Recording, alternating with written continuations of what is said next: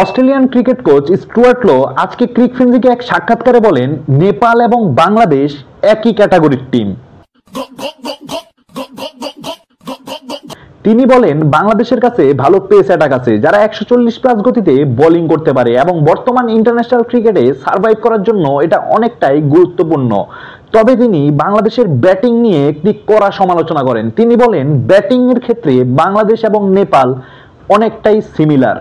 তবে আমার মতে তিনি ভুল কিছু বলেননি। আপনি যখন ইন্টারন্যাশনাল মঞ্চে পারফর্ম করতে পারবেন না, আপনাকে তখন ঠিকই সবাই ছোট দল হিসেবেই বিবেচনা করবে। এই যেমন গত বিশ্বকাপে নেপালের কাছে আমরা 106 রানে অল আউট হই, যদিও সেই ম্যাচটি আমরা জিতি আমাদের বোলিং নৈপুণ্যে।